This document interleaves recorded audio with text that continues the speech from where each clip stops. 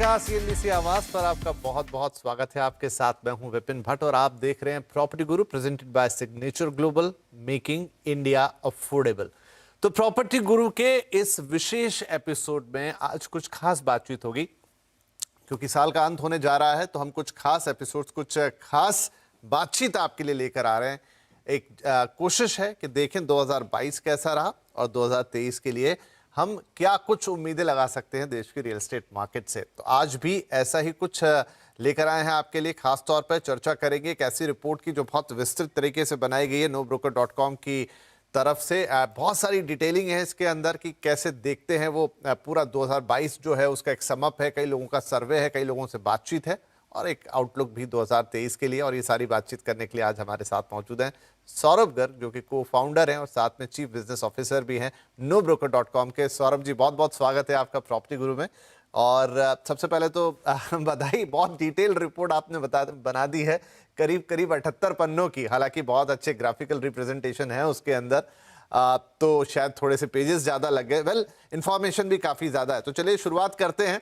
सबसे पहले तो मैं आपसे एक जनरल आउटलुक ही लूंगा। 2022 हम सब जानते हैं कि रियल एस्टेट के लिहाज से टर्न अराउंड ईयर रहा। हालांकि ये शुरुआत 19-20 के आसपास हुई, लेकिन शायद 2022 में रियल एस्टेट ने अपना पीक देखा। तो कैसे समअप करेंगे आप इसे?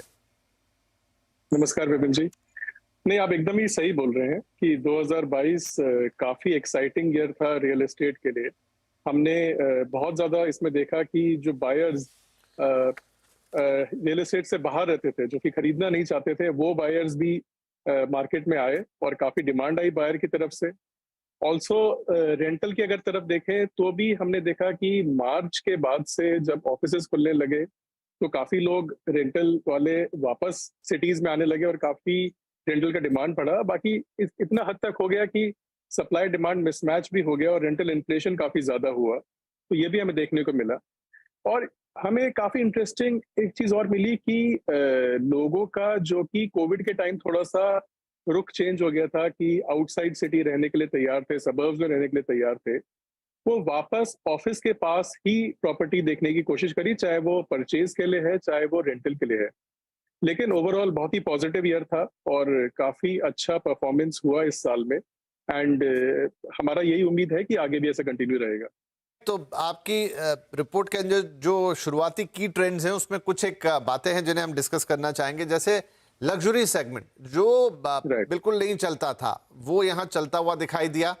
और साथ में जो एनआरआई इंटरेस्ट है वो भी 2022 में काफी ज्यादा आया। और ये जो सारे रीजन मिले कि हमें इतने अच्छे नंबर्स शायद at the end of the year देखने को मिल रहे हैं।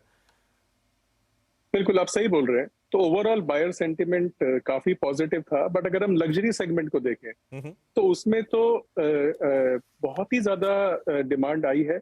अगर हम 80 लाख प्लस वाले सेगमेंट को देखते हैं वो काफी फास्ट ग्रो करा, बल्कि 3 करोड़ प्लस सेगमेंट को देखते हैं वो तो 3 टाइम्स ज्यादा हो गया।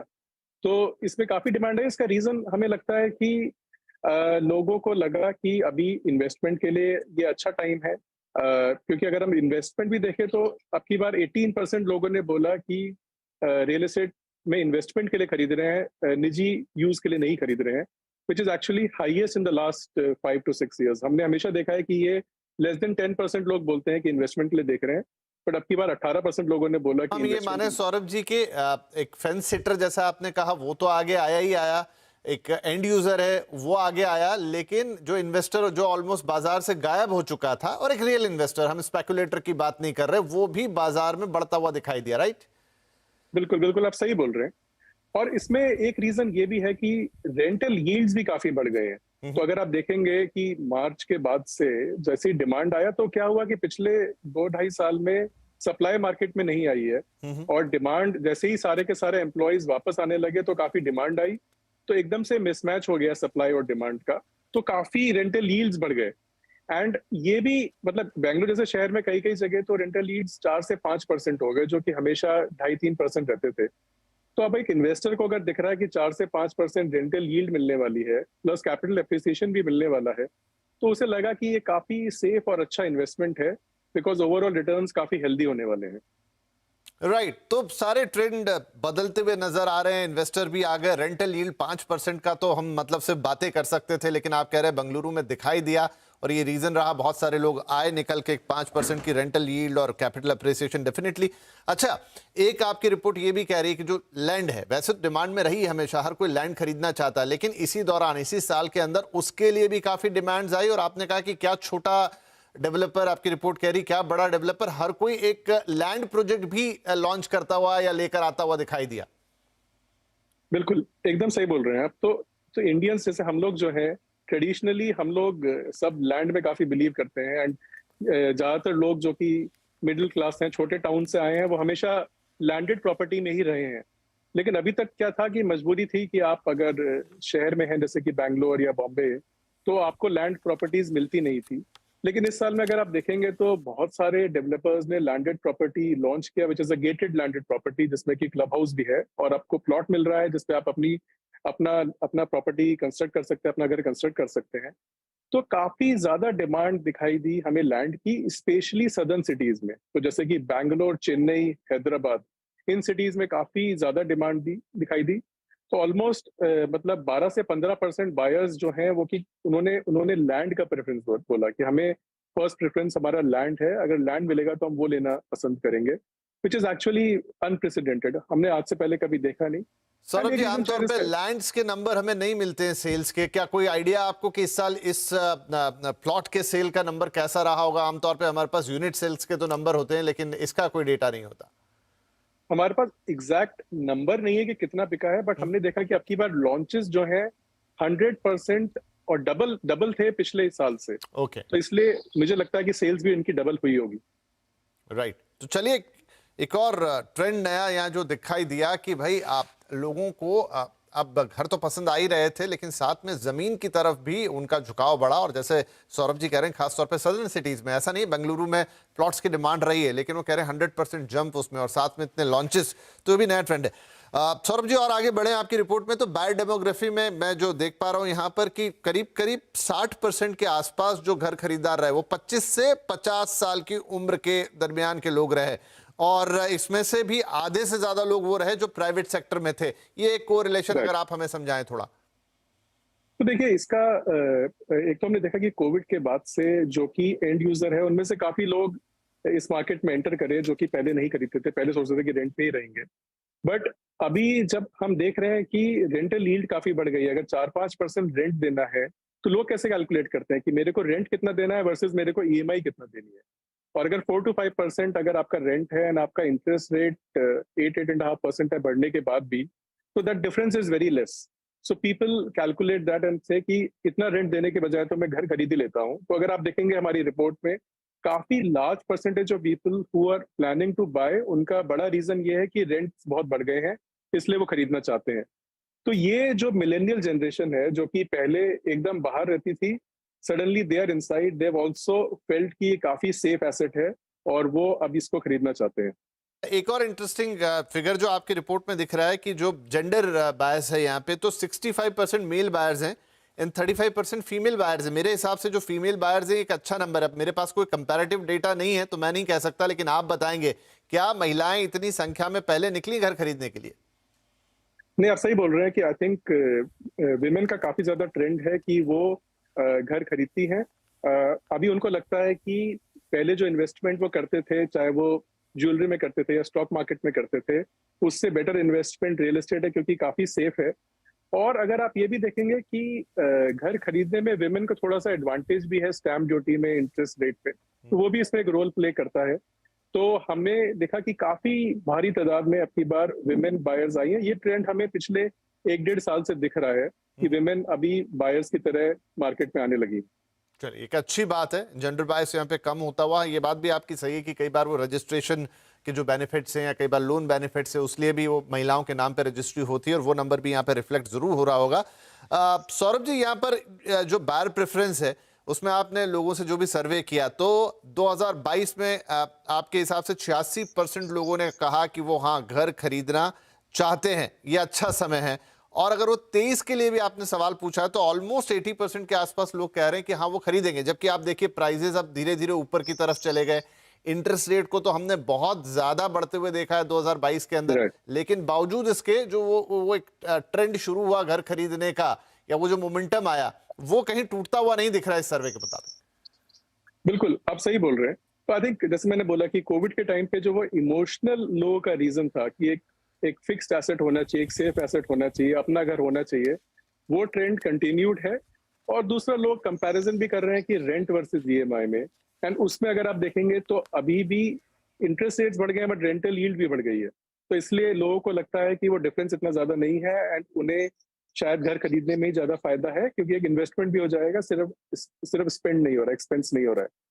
ये मानूं कि ये जिस मोमेंटम को हम देख रहे हैं 2022 में, अब ये आपका एक सर्वे है, लोगों की राय है, आगे क्या कंडीशंस रहती हैं, कैसा, क्योंकि थोड़ा सा हम इकोनॉमिक साइड पे हल्का सा ग्लूमी सिनेरियो भी देख रहे हैं, अंदेशा है, कह तो नहीं सकते आगे चल के क्या होगा, लेकिन क्या 2023 में भी हम 2022 जैसा ही परफॉर्मेंस आता हुआ देखेंगे, क्या उम्मीद कर रहे हैं आप? बिल्कुल, हमारी तो यही उम्मीद है कि unless something very drastic happens in the economy, जो कि मुझे लगता है कि थोड़ा सा फार फेच्ड है और इकोनॉमी शायद ठीक ठाक ही करेगी, तो मुझे लगता है ये ट्रेंड कंटिन्यू रहेगा, डिमांड बायर्स की तरफ से रहेगी, एंड लग्जरी में भी मुझे लगता है कि डिमांड इसी तरह से कंटिन्यू करेगी, and 2023 should be as good as 2022 और might be even better than this. चलिए, तो उम्मीद तो यही रहेगी, जबकि हमने देखा कि इंटरेस्ट रेट जो कि एक बहुत बड़ा फैक्टर होते हैं, कई लोग तो सिर्फ इसलिए आए प्रॉपर्टी लेने के लिए कि 6.5% के आसपास का इंटरेस्ट रेट कभी हाल फिलहाल में तो आपने देखा सुना नहीं था, तो वहां से एक ईज ऑफ बाइंग हो जाता है, ईएमआईज आपके पॉकेट के हिसाब से हो जाते हैं और थोड़ा सा मोमेंटम आपको मिल जाता है, और साथ ही ये भी है कि अब यहाँ से थोड़े भाव भी ऊपर गए, लेकिन ये दोनों ही चीजों ने कोई ब्रेक तो नहीं लगाया, तो उम्मीद तो कर सकते हैं 2023 में भी ये राइड जारी रहेगी। एक छोटा ब्रेक ले लेते हैं, लेकिन और बहुत सारी इंटरेस्टिंग फाइंडिंग्स इस रिपोर्ट के अंदर, एक एक करके सौरभ जी से उन पे बातचीत जारी रहेगी। छोटा सा ब्रेक, तुरंत हाजिर।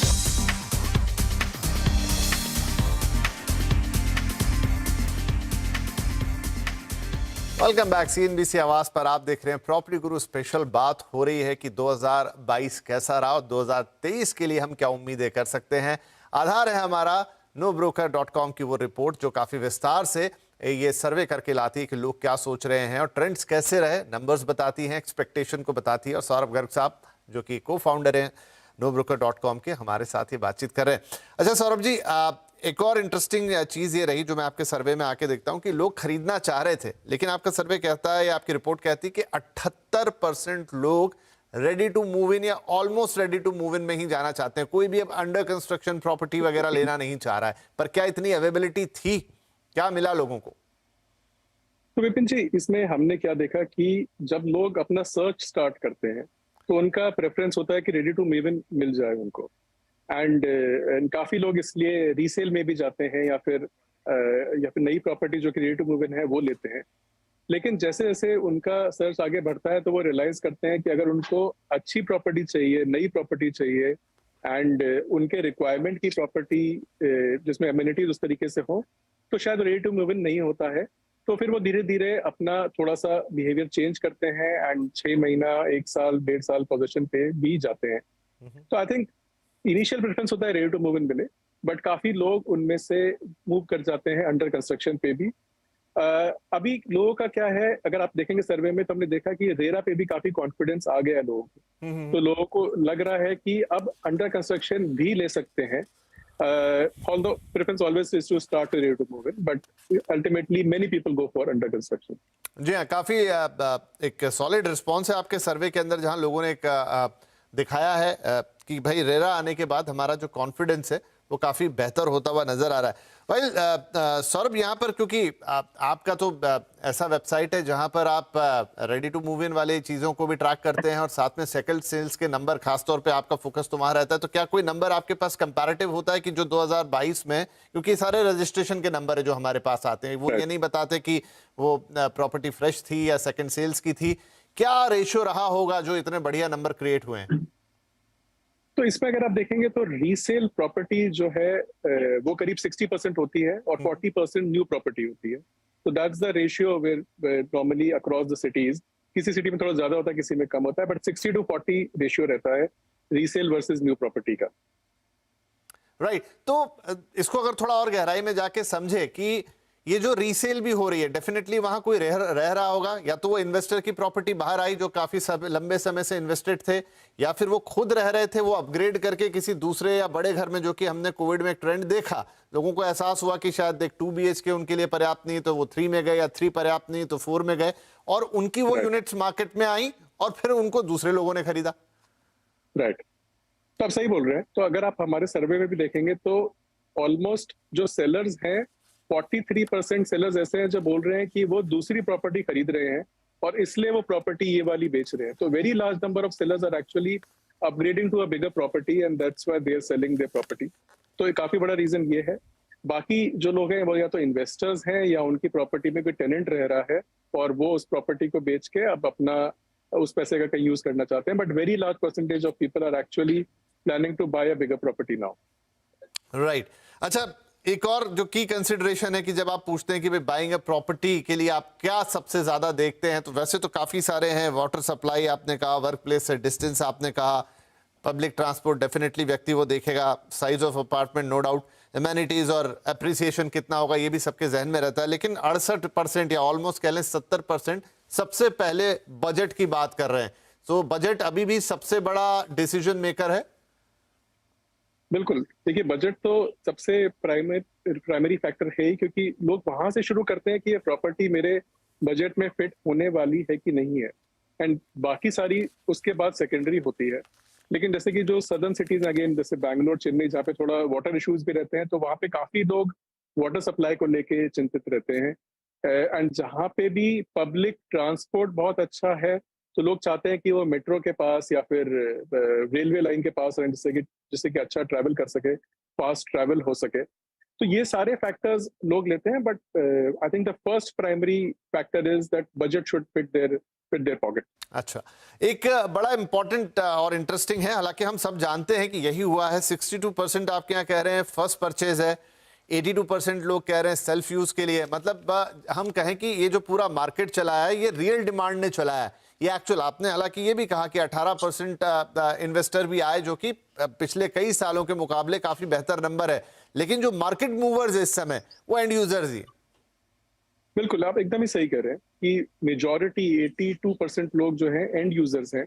और जैसे मैंने बताया, उसका रीजन यही है कि लोग बोल रहे हैं कि रेंट के बजाय उन्हें लगता है कि अभी परचेज करना बेटर है। लेकिन एट द सेम टाइम जो इन्वेस्टर्स हैं वो भी डबल हो गए हैं, जो कि पिछले 3-4 साल का आप देखेंगे उनसे डबल हो गए हैं। But majority users are end users who want to purchase this property for their own use, खुद जाके उस प्रॉपर्टी में रहना चाहते हैं। और ये भी एक रीजन है कि आप इतना हाई परसेंटेज देख रहे हैं कि लोग आरटीएमआई प्रेफर कर रहे हैं, ready to move in prefer कर रहे हैं, बिकॉज उन्हें लगता है कि अगर हम प्रॉपर्टी अभी खरीद रहे हैं तो क्या हम इमीडिएटली शिफ्ट हो सकते हैं और हमें कहीं ऐसा ना हो कि ईएमआई और रेंट साथ में देना पड़े।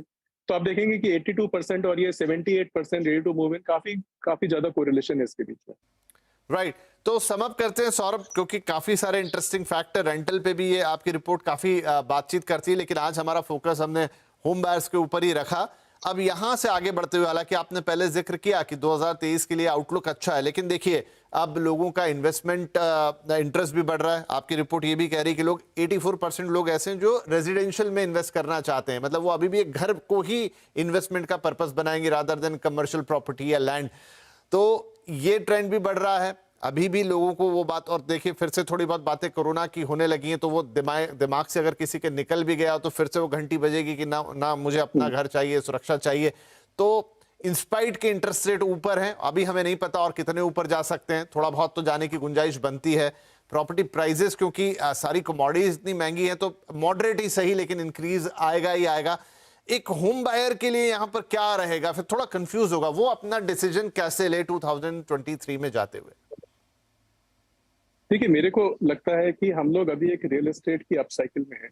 हमने अगर आप पिछला 8-10 साल देखेंगे तो रियल एस्टेट काफी म्यूटेड था मल्टीपल रीजंस की वजह से, बट इतना हमने ग्रोथ देखी नहीं थी उसमें।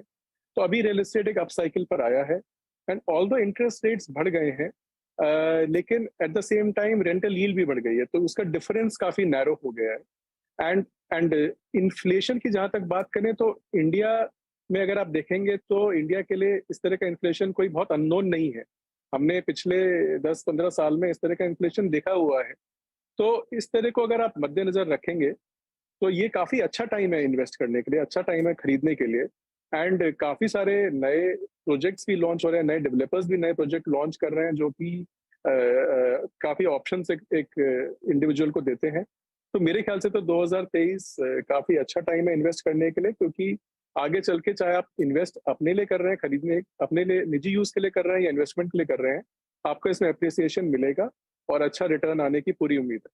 चलिए, तो इसी उम्मीद पर हम आपको शुक्रिया कहेंगे कि आपने वक्त निकाला और काफी इंटरेस्टिंग फैक्ट्स हैं इसके अंदर। नो डाउट ये रियल फैक्ट्स हैं, नंबर्स हैं, और प्लस क्या लोगों की उम्मीदें हैं। हालांकि बहुत सारा सिनेरियो है, बहुत सारा चेंजिंग सिनेरियो है, उसमें इंटरेस्ट रेट हो गए, प्राइजेस हो गए, थोड़ा इकोनॉमिक आउटलुक हो गया, वो सारी चीज़ों के मद्देनजर। लेकिन सौरभ को लगता है कि ये मोमेंटम जो है वो जारी रहने वाला है 2023 में भी। और जो भी कारण अभी हमने देखे पिछले 1.5-2 साल के अंदर, क्यों लोग शिफ्ट हुए वापस से घर खरीदने की सोच पर, और वापस से क्यों हमने इतने नंबर्स क्रिएट होते हुए देखे, तो शायद वो भी 2023 में नजर आए। खैर, 2023 में जब जाएंगे तो एक्चुअल नंबर्स भी आएंगे, तब उन पे दोबारा बातचीत करेंगे। लेकिन फिलहाल के लिए आपका बहुत शुक्रिया, आपने वक्त निकाला, और हैप्पी न्यू ईयर आपको भी और हमारे सभी दर्शकों को भी। नमस्कार। नमस्कार।